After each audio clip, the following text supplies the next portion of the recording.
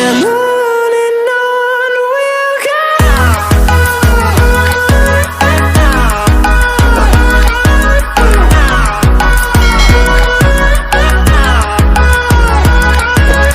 Assalamualaikum warahmatullahi wabarakatuh. Perkenalkan, nama saya Sri Wulandari dari Pendidikan Ekonomi Malaka Universitas Pancasakti Bekasi.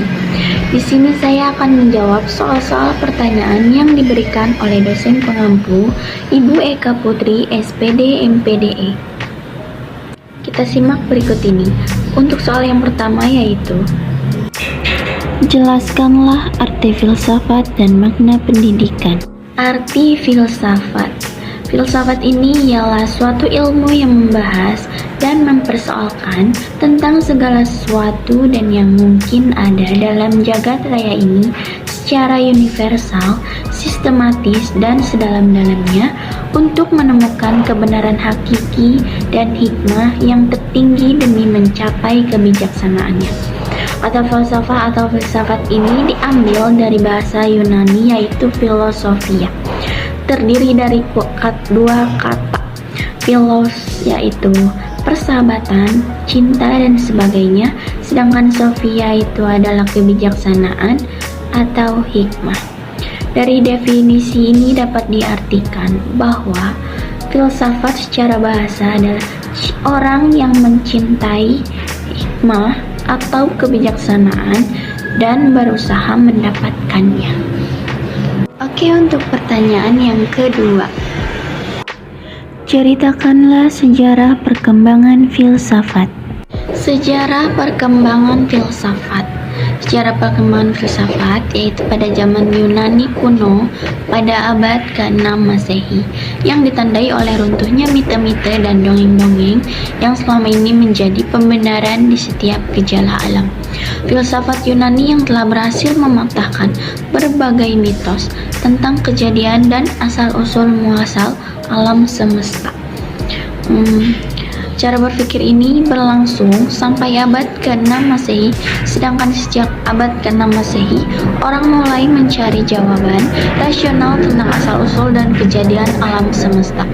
Periode Yunani kuno ini disebut periode filsafat alam.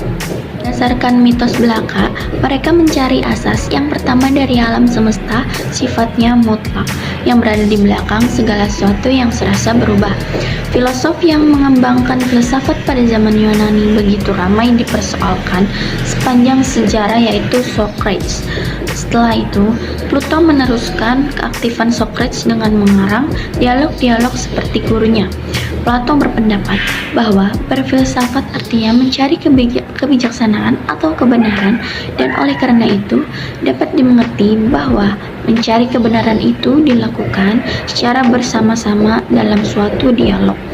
Pemikiran filsafat Yunani kuno sudah mencapai puncaknya pada masa Aristoteles di zaman 384 sampai 322 Masehi.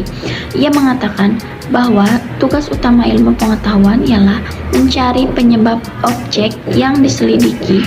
Kekurangan utama para filosof sebelumnya adalah mereka tidak memeriksa sebuah penyebabnya. Lanjut ke pertanyaan ketiga. Jelaskan hubungan antara filsafat manusia dan pendidikan dalam upaya pengembangan sumber daya manusia. Hubungan antara filsafat manusia dan pendidikan yaitu adalah untuk mencari hakikat manusia sehingga diketahui apa saja yang ada dalam diri manusia. Hasil kajian dalam filsafat tersebut oleh pendidikan dikembangkan dan dijadikannya potensi nyata berdasarkan esensi keberadaan manusia.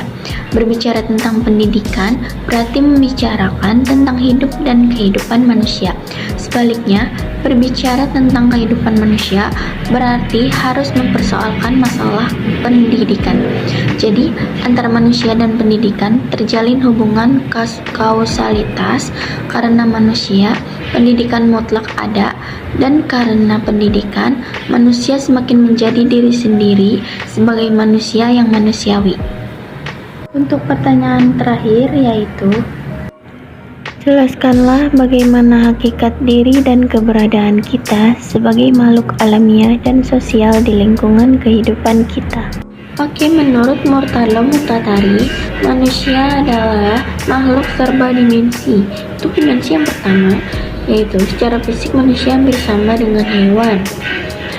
Dia membutuhkan makan, minum, dan menikah supaya ia dapat tumbuh dan berkembang. Dimensi kedua, manusia memiliki sejumlah emosi yang bersifat etis, yaitu ingin memperoleh keuntungan dan menghindari kerugian. Dimensi ketiga, manusia memiliki perhatian terhadap keindahan. Dimensi keempat, manusia memiliki dorongan untuk menyembah Tuhan.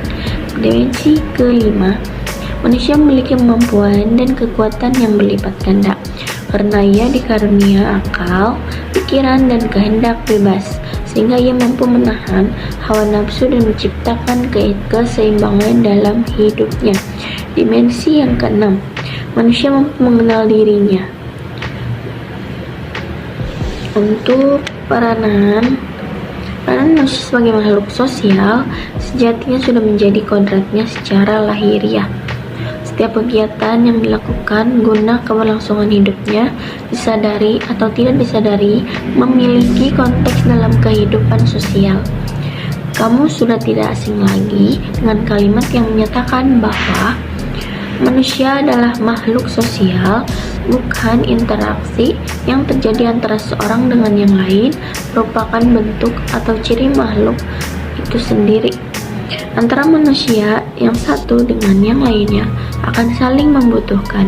Sekalipun kamu menampil dengan mengatakan bahwa sebuah hal mampu kamu lakukan dengan sendiri, namun kamu masih membutuhkan keberadaan orang-orang terdekat di sekitarmu. Sekian dari saya, kurang lebihnya mohon maaf. Wabillahi taufiq wal hidayah. Wassalamualaikum warahmatullahi wabarakatuh.